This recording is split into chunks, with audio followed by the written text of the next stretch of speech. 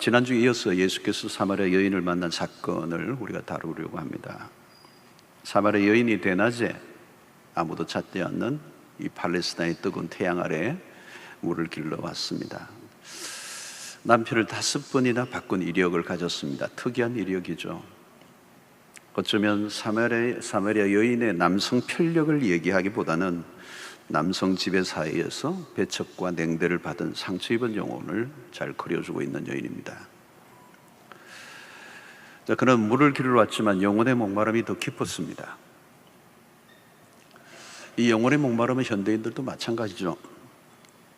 오늘날 많은 사람들이 만들어내는 이 놀이기구들, 엔터테인먼트 문화들, 이 게임 산업들, 향락 산업들, 또 조금 또 다르긴 하지만 이 스포츠, 아주 광기 어린 이런 스포츠 문화들, 한 사람의 탑스타가 받는 어마어마한 연봉들, 무엇을 대면해 주는 것일까요? 현대인들이 무엇인가 내면의 욕구를 가지고 있는 것이죠. 그 욕구를 분출할 수 있는 문화, 그것으로 돈을 버는 사람들이 굉장히 많아졌습니다. 자, 남편 탓을 바꾸었듯이 또 현대인들은 다양한 것을 바꿉니다. 또 직장을 바꾸기도 하고 또 더 나은 환경으로 이사를 해보기도 하고, 그러나 지상에 내 마음에 드는 직장도 남편도 동네도 없습니다. 사마리아 여인은 고립되어 있습니다. 주님과의 대화 속에서 갑자기 주님께서 그녀에게 가서 남편을 불러오라. 여인이 정직하게 반응을 했죠. 나는 남편이 없습니다. 이 말은 다르게 표현하면 나는 죄인입니다 라는 말과 같습니다.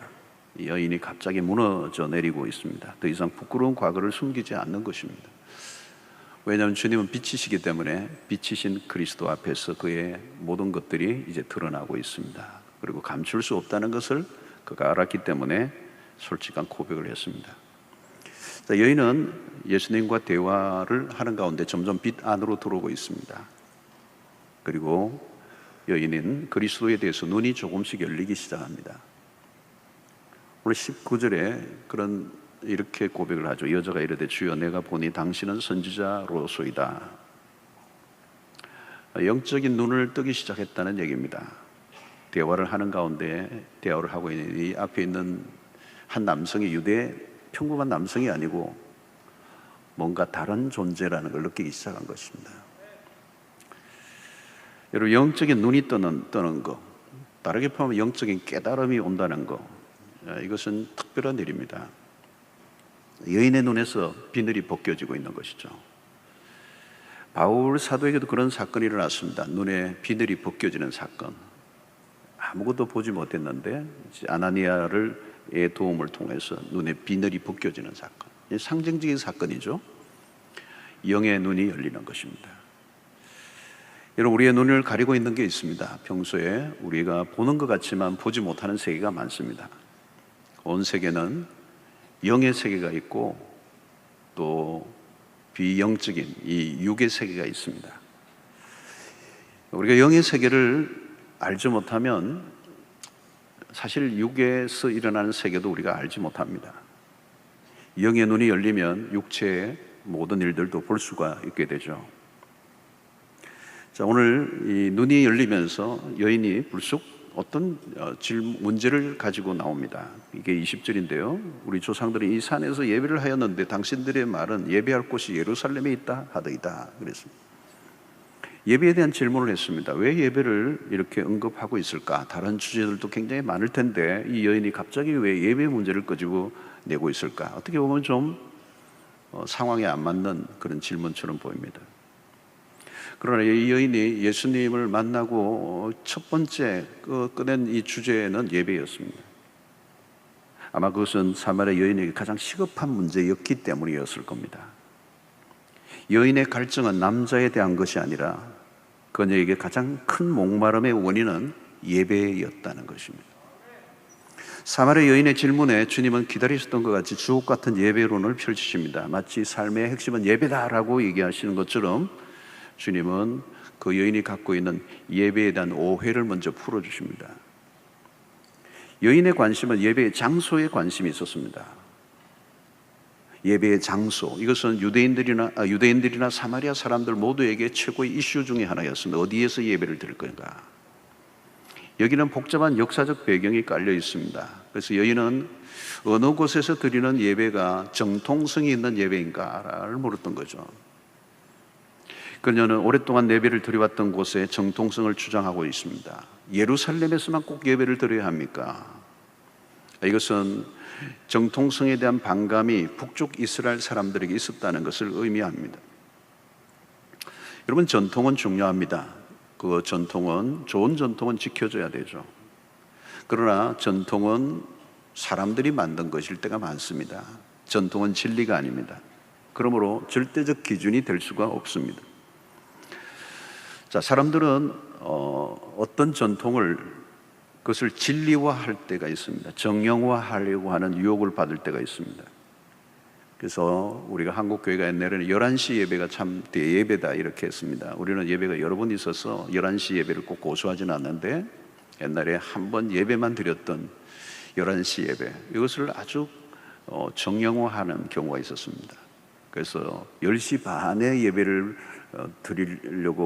바꾸려고 회의를 했는데 이게 무산되는 경우가 많았어요. 또 오랫동안 한 지역에서 예배당을 세우고 예배를 드렸는데 또 개발이 되면서 좀 새로운 도시로 옮기려고 하는데 이제 반대하는 경우가 많습니다. 왜냐하면 오랫동안 하면서 그것이 전통이 되고 그것이 진리처럼 이렇게 자리를 하고 있기 때문에 그렇습니다. 자, 예배의 초점은 오늘 여인이 얘기하는 것처럼 어디에서 드리느냐가 아니다. 새로운 정의를 예수님이 내리셨습니다. 그게 오늘 23절의 말씀이죠. 아버지께 참되게 예배하는 자들은 영과 진리로 예배할 때가 오나니 곧 이때라. 아버지께서는 자기에게 이렇게 예배하는 자들을 찾으시느니라. 자, 여기서 굉장히 중요한 것은 아버지께 참되게 예배하는 자들은 어떤 예배냐? 영과 진리로 예배할 때다. 자, 이전 역변에는 뭐라고 얘기했습니까? 여러분, 신령과 진정으로 예배하는다. 그래서 이제 이 개역 개정판, 요즘 우리 여러분들 개역 개정판을 다 갖고 계시죠? 이 개역 개정판에는 영과 진리로 그랬습니다. 이전에는 신령과 진리로. 개역 개정판 이 영과 진리로가 훨씬 더 잘된 번역입니다. 그래서 이제는 여러분들이 신령과 진정으로 하지 마시고 영과 진리로 이렇게 하시길 바랍니다. 이 영과 진리로 예배할 때가 왔다. 곧 이때라. 예수님은 이제 새로운 시대가 왔음을 알리고 그것은 바로 예배의 변화인데 영과 진리의 예배를 가르치고 있습니다. 자, 첫 번째, 영으로 드리는 예배입니다. 영으로 드리는 예배. 예배는 장소나 어떤 조건이나 어떤 형식이나 방법의 문제가 아니다. 핵심은 영으로 드리는 예배다. 야, 요즘 코로나 팬데믹으로 대면 예배, 비대면 예배, 온라인 예배, 오프라인 예배 이런 용어가 탄생했습니다. 전염병이 창궐하는 상황 속에서 만들어진 것이죠. 그러나 이 이슈들은 대부분 방법론에 관한 것입니다. 이 본질적인 주제가 아니라는 거죠. 대면인가 비대면인가에 대한 다양한 분석을 하고 또 논쟁이 지금 한국 교회에 벌어지고 있습니다. 온라인인가 오프라인인가, 또 어떤 사람은 온라인이라 오프 온을 다 겸한 예배, 온라인이라고 하기도 합니다. 여러분, 예배의 형태는 다양합니다. 장로교의 예배가 있고요, 침례교의 예배가 있고요, 순복음교의 예배가 있어요. 다 달라요. 젊은이들의 예배가 있고 노인층의 예배가 있고 전통적인 예배가 있고 현대적 예배가 있습니다.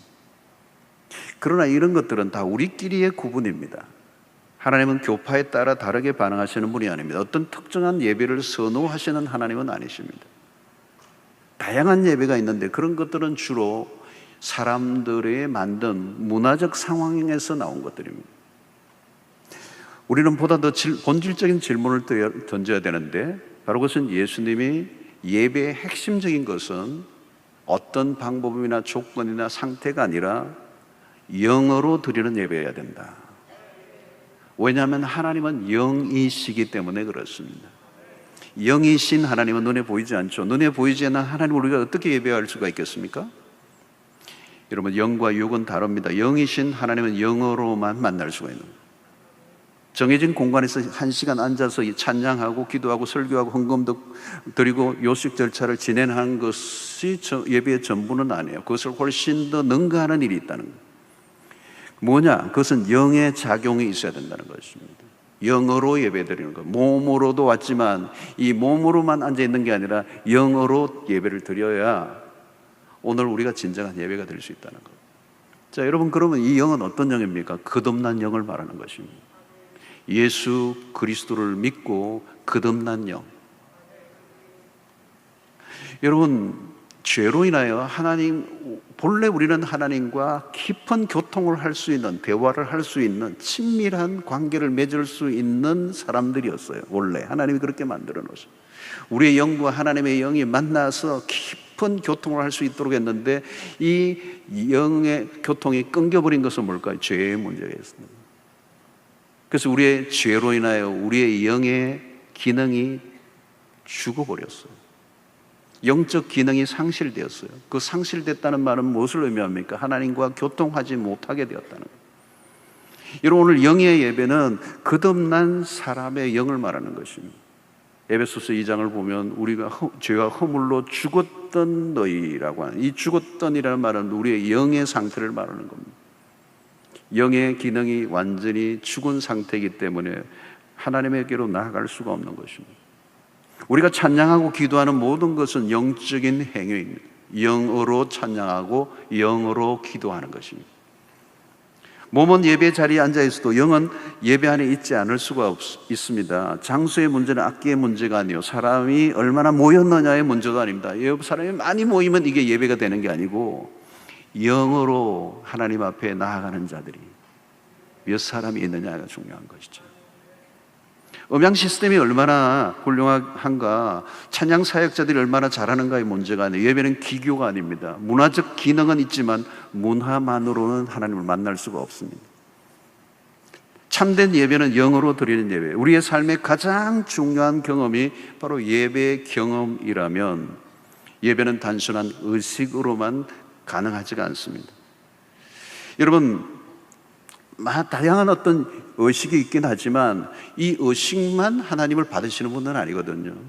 그런데 우리는 이 의식이 하나의 우상이 되어서 그 의식을 하나도 바꾸지 못한다면 그것은 형식주의라고 말할 수가 있습니다. 코로나19를 지나면서 영상 예배에 익숙해진 분들이 계십니다. 가능하면 교회 와서 예배를 드리셔야죠. 그러나 그것은 핵심이 아닙니다. 내가 어디에 있든지 영으로 하나님을 예배 드릴 수 있는 자인가를 물으셔야 되는 거죠. 여러분, 오늘 교회에 와서도 영으로 하나님 앞에 진정으로 예배를 드리지 않는다면 의미가 없는 것이고, 집에서 예배를 드린다 할지라도 정말 영으로 하나님 앞에 예배를 드리지 못한다면 그것도 의미 없는 일입니다. 오늘 이 본문에 의하면 핵심은 어디에서가 아니라 내가 과연 영으로 하나님 앞에 나아가고 있는가 하는 거예요. 공원에 앉아서도 예배를 드릴 수가 있어요. 사람들이 많은 시장터에서도 예배를 드릴 수가 있어요. 공항에 앉아서도 예배를 드릴 수 있어요. 버스를 기다리면서도 예배를 드릴 수 있어요. 그러나 진정으로 영으로 하나님 앞에 나아가고 있는가, 영으로 예배를 드리고 있는가라고 하는 것입니다. 그런데 오늘 여러분, 우리가 이 집에서 온라인으로 계속 드리다 보면 나도 모르게 편의주의의 유혹에 빠져들죠.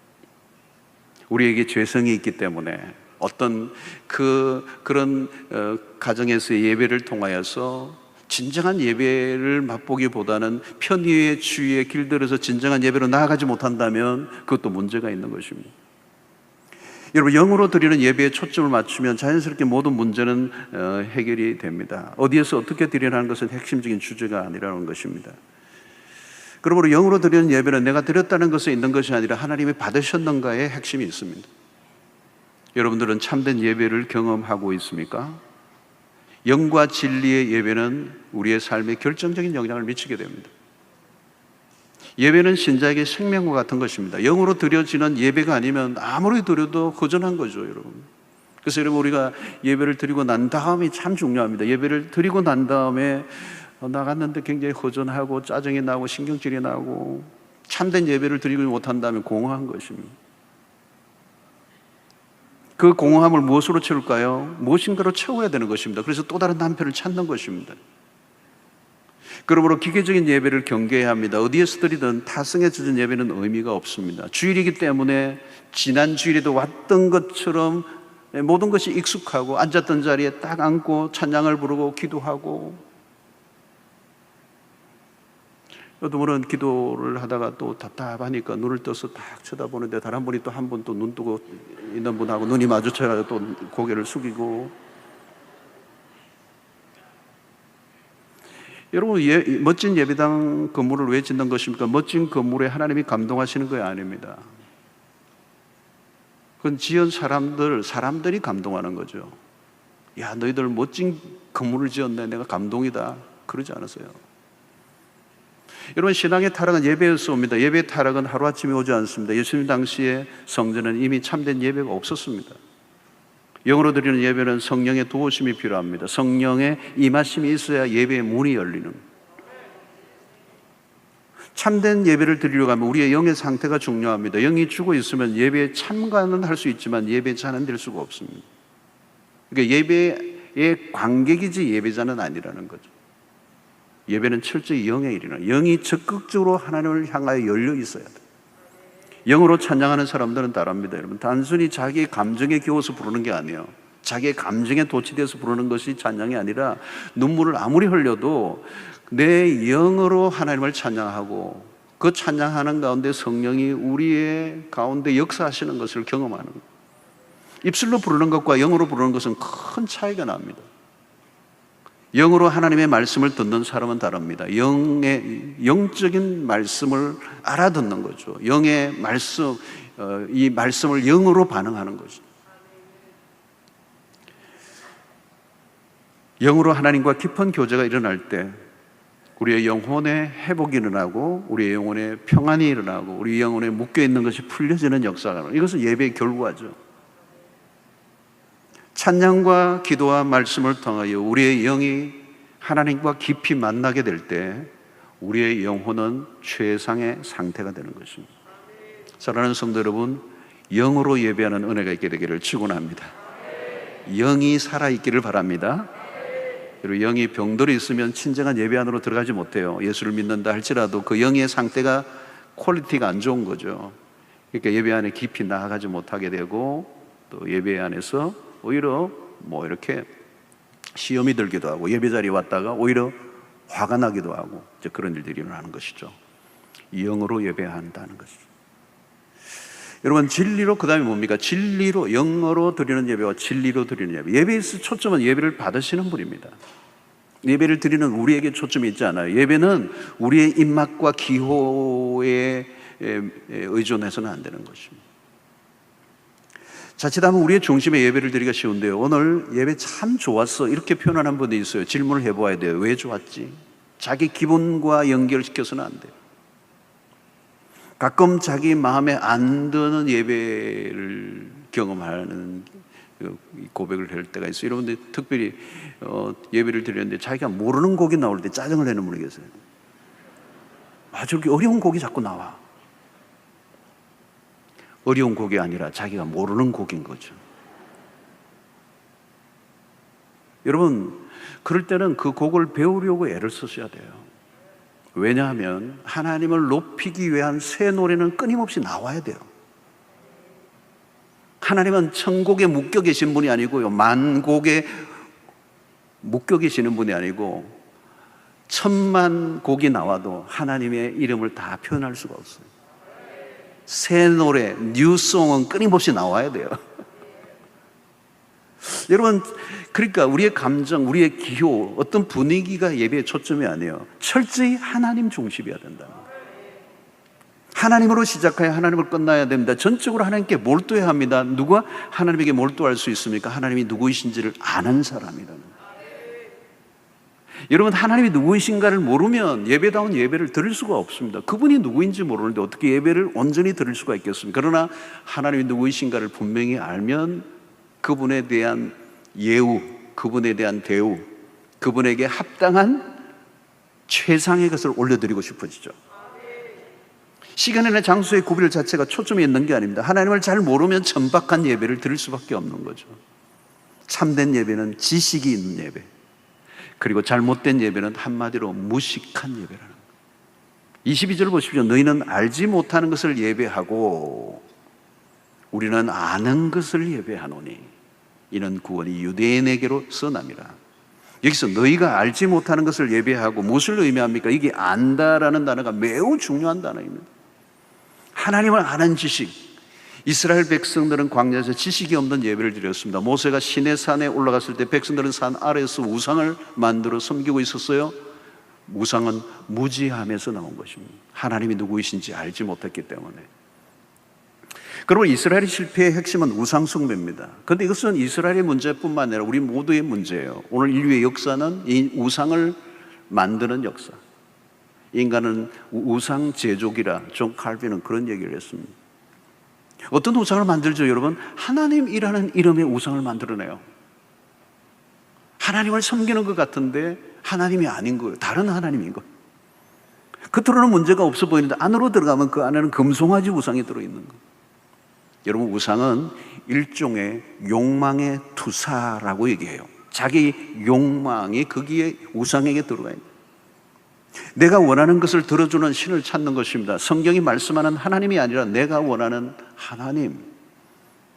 하나님을 바로 알아야 합니다. 진리의 예배는 매우 중요합니다. 하나님이 누구이신가를 알면 저절로 참된 예배를 드릴 수가 있습니다. 예배란 하나님의 수준에 걸맞는 대우를 해드리는 것입니다. 그분의 가치를 인정하는 삶. 여러분, 우리는 하나님에 대한 지식에 목마름이 있어야 합니다. 요즘 많은 사람들이, 오늘 이 시대가 이 지식의 풍요한 시대죠. 지식이 넘쳐흐르는 시대죠. 그러니까 어떤 영역이든 전문가들이 어려워졌어요. 목회도 힘들어졌어요. 왜냐하면 신학에 대해서 공부한 평시들이 이제 많아졌어요. 의사들도 환자들이 뭘 연구를 하고 온다는 거예요. 이렇게 하라고 저렇게 하라고 그러는 거예요. 정보와 지식이 흘러 넘쳐요. 네이버, 구글에 들어가면 얼마든지 내가 원하는 지식을 얻을 수 있습니다. 그런데 별로 필요 없는 지식들이 너무 많아요. 문제는 정작 생명을 걸어야 할 만큼 중요한 지식에 대해서 너무 빈약하다는 겁니다. 신자로서 알아야 할 지식은 하나님을 아는 지식이에요. 요즘 세상 사람들이 하나님에 대해서, 기독교에 대해서 잘 알고 있습니다. 그들이 하나님에 대해서 물으면 자신 있게 말할 수 있는가 하는 거죠. 불신자들도, 여러분, 무신론자들도 요즘은 무신론을 신앙화하기 위해서 안 믿는 학문적 체계를 갖추고 안 믿는 사람들이 많아졌어요. 무조건 안 믿는다 이게 아니에요. 우리도 마찬가지예요. 여러분, 믿는데 믿는 것에 대한 확실한 근거를 가지고 있어야 됩니다. 여러분, 신자는 하나님에 대해서만은 무식해서는 안 된다는 거예요. 지식 중에 지식은 하나님을 아는 지식입니다. 우리가 성경을 많이 알아야 돼요. 왜요? 성경을 통해서 하나님을 배우기 때문에. 하나님을 모르면 다른 것을 아무리 알아도 무식하다고 할 수 있습니다. 인간이 왜 교만해지는 것입니까? 하나님을 모르기 때문에. 하나님을 알고 나면 교만할 수가 없어요. 호세아서의 핵심이죠. 하나님을 알라, 힘써 알라. 하나님을 모르는데 예배가 어떻게 가능합니까? 이스라엘의 실패는 하나님에 대한 무지였어요. 그것으로 인하여 예배가 무너졌고 우상 숭배가 난무했습니다. 성도 여러분, 우리는 일평생 하나님을 알아가는 여행이 되어야 합니다. 유명한 제임스 패크 박사가 Knowing God이라고, 하나님을 아는 지식으로 번역된 이 책은 명저죠. 고전 중에 고전이에요. 하나님을 아는 지식, 이것보다 더 나은 지식이 없어요. 여러분, 일평생 우리는 하나님을 알아간다 할지라도 하나님을 다 알 수가 없어요. 하나님을 그렇게 쉽게 알 수 있는 분이 아닙니다. 어떤 분은 나는 하나님을 안다. 그분은 모른다는 뜻입니다. 여러분, 지금 우리가 여기 앉았지만 다 똑같이 하나님을 예배하는 것이 아닙니다. 하나님을 아는 수준에 따라서 예배가 달라지는 겁니다. 똑같은 자리에 앉아서 똑같은 산부 예배를 드리는데 예배가 달라요. 그 예배의 차이는 뭐를 통하여 만들어집니까? 내가 하나님을 아는 지식만큼. 오늘 또 하나님에 대한 지식이 깊은 분들은 이 예배가 그렇게 놀라운 예배, 이 세상에 어떤 것과도 바꿀 수 없는 그 하나님의 임재 앞에 사로잡혀서 이 세상 어디에서 경험하지 못하는 것을 경험하게 되는 것이죠. 예배의 차이가 날 수밖에 없습니다. 하나님을 아는 것에 따라서. 이것이 신앙의 핵심적인 문제죠. 여기에 앉아있지만 예배와 정반대인 우상 숭배를 할 수 있어요. 하나님이라는 이름으로 우상을 섬기는. 나는 하나님을 바로 알고 있는가? 하나님을 하나님으로 인정하고 있는가? 하나님을 하나님으로 인정하는 것이 예배예요. 사랑하는 성도 여러분, 하나님의 이름에 합당한 대우를 해드리는 예배자 되시기를 축원합니다. 그런데 여기서 하나님을 아는 지식은 단순히 머리로만 아는 지식이 아닙니다. 하나님을 하나님으로 인정한다면 하나님의 말씀을 따라 살아갈 수밖에 없습니다. 결국 진리로 드리는 예배란 한 시간의 예배만이 아니라 진리를 따라 살아가는 일상으로 이어져야 한다는 거예요. 예배자의 삶은 그러므로 달라질 수밖에 없습니다. 한 번의 예배로 하나님께 할 일을 다 했다고 할 수 없습니다. 예배와 일상의 삶은 분리될 수가 없습니다. 일상의 삶이 부실하다면 틀림없이 예배에 문제가 있을 가능성이 있습니다. 참된 예배는 삶을 바꾸어 놓고도 남는 것입니다. 하나님을 알면 알수록 예배는 깊어지게 되는 것입니다. 자, 하나님은 그러므로 초점은 영과 진리의 예배입니다. 영으로 드리는 예배, 진리로 드리는 예배. 영이 깊어질수록 예배는 깊어지게 되고 하나님에 대한 지식이 깊어질수록 예배가 깊어지게 될 것입니다. 그때 그는 예배자가 되는 것입니다. 자, 참된 예배자 23절을 보십시오. 아버지께 참되게 예배하는 자들은 영과 진리로 예배할 때가 오느니 곧 이때라. 아버지께서는 자기에게 이렇게 예배하는 자들을 찾으시느니라. 누구를 찾으신다고요? 예배자를 찾으신다는 거예요. 여러분, 이것은 독특한 표현입니다. 하나님이 찾으시는 사람은 어떤 사역을 잘하는 사람을 찾는 게 아니에요. 예배자를 찾으신다는 거예요. 하나님의 관심은 예배자입니다. 그가 유대인이냐 사마리아인인가는 중요하지 않습니다. 다른 기준이 아니라 예배가 모든 것을 가르는 기준이 되는 것입니다. 하나님이 기중히 여기는 기준은 참된 예배자입니다. 예배자를 찾으시는 이 말씀에는 당시 진정한 예배자를 볼 수 없었다는 것을 내포하고 있습니다. 당시 이스라엘은 영적인 혼란기였습니다. 신구약 중간기 400년 동안 영적 암흑기를 보냈습니다. 예배가 이미 죽어 있었습니다. 마치 사무엘서에 나오는 엘리 시대와 비슷해요. 하나님의 말씀은 다 끊겨버렸고 영적으로 어두운 시대.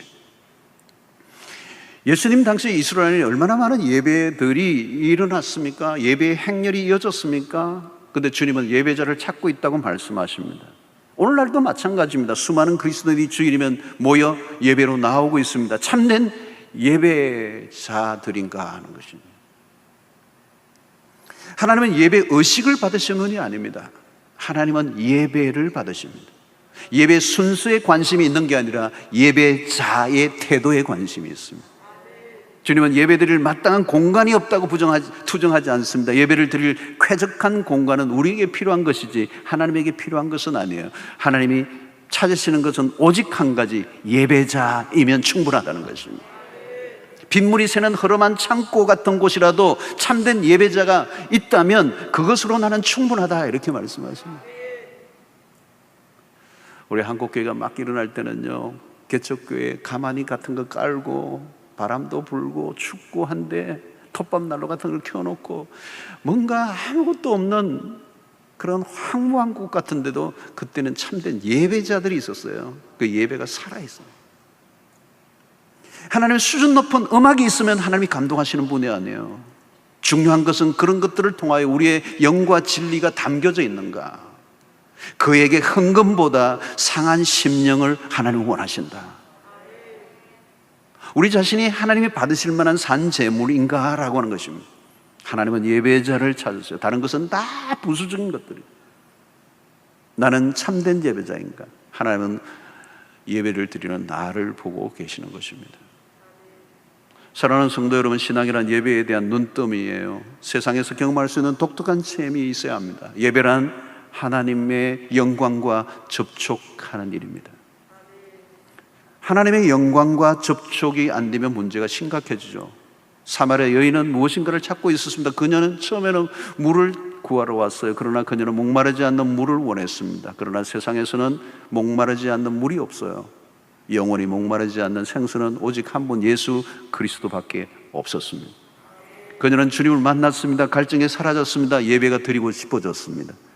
그녀에게 최악은 예배가 끊긴 것이었습니다. 예배다운 예배가 없었습니다. 참된 예배를 드릴 수 있는 길이 그녀에게는 끊겨 있었던 것이죠. 하나님에게 나아갈 수 있는 길이 차단된 삶, 그런 예배를 드리기는 드렸지만 헛된 예배를 드리고 있었습니다. 그런데 이제 그 길이 열렸어요. 바로 앞에 계신 예수 그리스도 때문에. 그분은 길이요 진리요 생명이신 분, 그분을 통하여 언제든지 하나님을 만날 수 있게 된 것입니다. 땅에 속한 인간이 하늘의 영광을 맛볼 수 있는 이 특권을 예배에 허락해 주시고, 목마른 그 영혼의 모든 갈증을 완전히 말끔하게 씻어주시는 은혜가 임하게 된 것입니다. 여러분, 시편 19편 1절을 보면 하늘이 하나님의 영광을 선포하고 궁창이 그의 손으로 하신 일을 나타내는도다.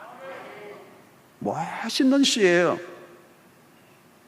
자, 여러분, 하나님이 만드신 하늘이 얼마나 대단한 줄 아십니까? 하늘이 하나님의 영광을 선포한다고? 허블 우주만원경은 120억 광년 정도 떨어진 은하의 희미한 적외선 영상을 비춰준다고 합니다. 은하계 외에도 말로 표현할 수 없을 만큼 거대한 별들이 이 은하계 속에 있습니다. 용골자리 에타별은 태양보다 500만 배 더 밝다라는 이야기를, 학설을 가지고 있습니다. 하늘이 하나님의 영광을 선포한다는 것은 기가 막힌 얘기입니다. 바울은 그 하나님의 그 풍성한 영광의 광채로 인하여 입을 다물고 맙니다. 나의 영혼을 온전히 만족시킬 수 있는 분은 하나님밖에 없습니다. 인간의 마음속에 있는 허전함, 외로움, 구석구석 박혀있는 아픔들을 잠재울 수 있는 것은 오직 하나님의 영광밖에 없다는 거예요. 그래서 여러분, 로마서 8장에서 바울은 현재의 고난은 장차 내게 나타날 영광과 비교할 수 없도다 그랬습니다. 여러분, 예배다운 예배를 드리지 않을 때 타락이 찾아옵니다. 남편 탓 정도가 아니에요. 여러분, 정신을 차릴 수 없는 거죠. 하나님을 떠난 인간의 내면에서 치밀어 오르는 광기를 해결할 수 있는 것은 이 세상에 그 어떤 것도 없습니다. 태양이 떠오르듯이 하나님의 영광이 내 영혼의 어둠을 몰아낼 만큼 강력하게 다가와야 하는 것이죠. 태양이 중심을 잃으면 세상에 대혼란이 일어나는 것처럼 예배의 자리에서 하나님의 영광이 중심으로 떠오르지 않는다면 우리의 삶은 대혼란에 빠지고 마는 것입니다. 영과 진리로 드리는 예배, 참된 예배를 드릴 때 하나님의 영광을 목격하는 역사가 일어나게 되는 것입니다. 마틴 로이드 존스 목사님은 부흥이란 뭐냐? 하나님의 영광이 스쳐 지나가는 것이다. 아니, 하나님의 영광이 머물러 있지 않아도, 아니 잠시 살짝 지나가기만 해도 그곳에는 부흥이 임한다고 말씀합니다. 예배의 영광이 뭘까요? 하나님의 영광을 목격하는 것입니다. 예배 시간에 하나님께 얼마나 몰두하고 있습니까? 예배를 마치고 나가면서 시험에 드는 일들은 없습니까? 예배를 마치고 돌아갔는데 뭔가 허전해, 공허해, 그리고 짜증이 나, 신경질이 나. 요즘 습도가 높은 것 같아요. 막 예배 나가는데 막 주차장에 사람들 많고, 어떤 사람 또 끼어들고, 또 어떤 분은 또 주차위원들이 막 하는데 막 화가 나가지고 욕하시는 분이 있다고 그래요. 우리 교인이 아닌 줄로 믿습니다. 설마 저는 설마 아니겠죠. 예. 그래서 이 한국 교회는 은혜가 주차장에 다 모여 있다고, 거기서 다 쏟고 가가지고.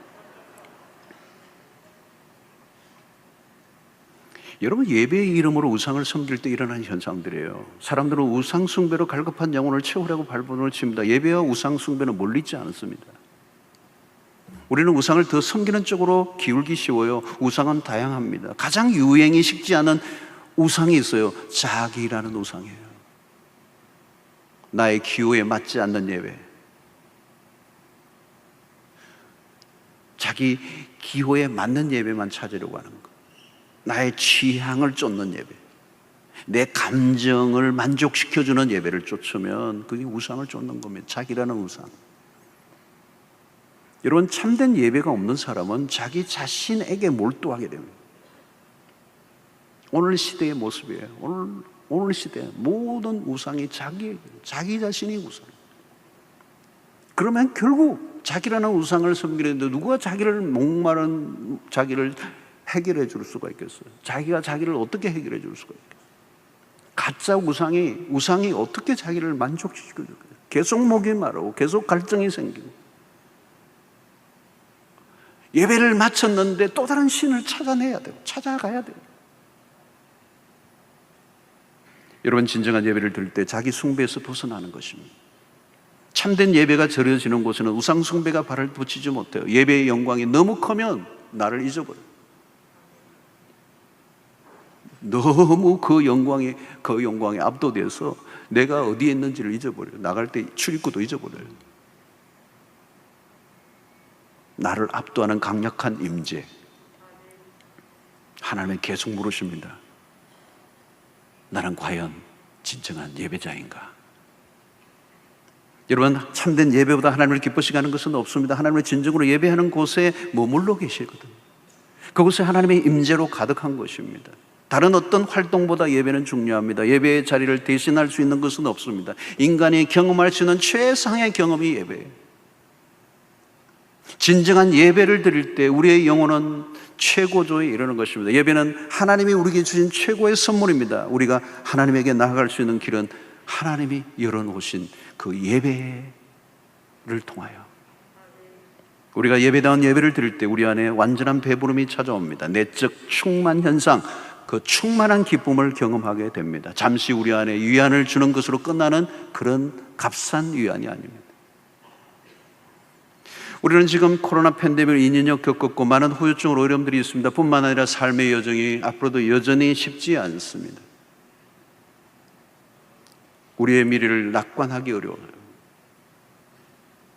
앞으로도 우리의 인류의 미래가 어떻게 전개될지 사실은 굉장히 불투명하고 불확실하고, 그리고 낙관할 수 없는 미래가 우리 앞에 있습니다. 그리고 우리의 삶의 여정에는 다양한 어려운 사건들이 끊임없이 꼬리꼬리를 물고 나오는 이런 시대를 살아가는 우리에게 포기하지 않고 붙들어야 될 것은 영과 진리의 예배, 그 예배를 통하여 하나님과의 관계가 깊어지고, 그 예배를 통하여 하나님의 임재를 경험하고, 그 예배를 통하여 하나님의 영광을 목격하고, 그 예배를 통하여 하나님을 깊이 만날 수만 있다면 우리 이 땅의 삶이 아무리 힘들어도 땅에서 하늘을 경험하는 축복은 영과 진리의 예배인 줄로 믿습니다. 이 땅을 딛고 살아가는 백성들에게 하늘문이 열리는 사건이 예배인 줄로 믿습니다. 바울과 실라가 사도행전을 보면 그들은 밤새 두들겨 맞고 신음하는 그 깊은 심야에 그 감옥 안이 예배당이 되고 맙니다. 그곳에 하나님의 임재로 충만하게 되고, 그들의 입술에서 신음소리가 나오는 것이 아니고 자학하는 소리가 나오는 것이 아니고 그들의 입술에서 찬양이 터지고 기도가 터지기 시작합니다. 간수들이 그 노래 소리를 듣습니다. 이상하게 여겼다고 그랬습니다. 이상할 이유 밖에 없죠. 그 고통 속에, 그 감옥 속에 있음에도 불구하고 그들의 입술 속에 저주와 신음 대신에 찬송이 터지게 하시는 분은 성령님이셨고, 그 감옥 안이 예배당으로 바뀌고 하나님의 임재로 가득할 때 무슨 사건이 일어났죠?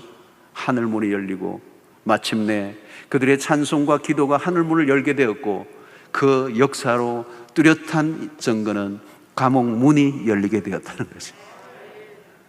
참된 예배는 감옥 문까지 여는 역사가 일어나는 것입니다. 참된 예배는 하늘문을 여는 역사가 일어나는 것입니다. 여러분, 우리가 참된 예배를 드리지 않으면 우리는 이 땅에 갇힌 삶을 살 수밖에 없어요. 꼼짝도 못하는 이 사마리 여인이 그렇게 살아왔습니다. 사랑하는 성도 여러분, 오늘 이 땅을 살아가는 우리가 얼마나 답답할 때가 많습니다. 예배로 승부를 거시기를 바랍니다. 영과 진리의 예배를 드리시기를 축원합니다. 우리 교회 예배도 참으로 아름다운 예배고 복된 예배죠. 가장 중요한 것은 예배자여야 합니다. 형식과 어떤 인간의 의식과 관습에 그냥 매너리즘에 빠진 의례적인 그런 경박스러운 예배가 아니라, 그런 순서에 따라 순서의 예식에 참여하는 참관자가 아니라 진정한 예배자가 될 수 있게 되기를 축원합니다. 그때 하나님의 우리를 깊이 만나 주실 줄로 믿습니다. 여러분, 사마리아 여인이 생수를 찾았습니다. 바로 예수 그리스도. 주님은 큰 소리로 그에게 말씀하시죠. 너가 말하던 내가 그로라. 죄로 인해 아담과 하와는 하나님의 얼굴을 피했습니다. 그러나 이제 사마리아 여인은 주님의 얼굴을 향해 있습니다. 바로 이것이 예배예요. 그분으로 인한 만족. 우리가 예배를 온전히 영과 진리로 드려진다면 세상으로부터 밀려오는 두려움이나 억눌림으로부터 자유케 되고 하나님이 주시는 참 평강을 맛볼 것이고 채워지지 않았던 결핍 정세가 사라지게 될 것이며 영혼의 참 자유를 맛보게 될 줄로 믿습니다.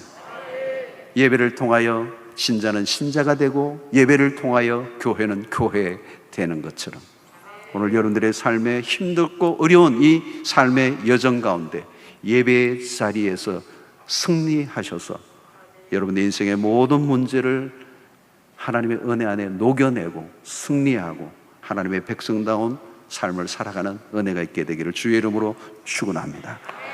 하나님 아버지, 오늘도 우리에게 주신 말씀을 통하여 우리가 영과 진리로 예배하는 자가 되기를 원합니다.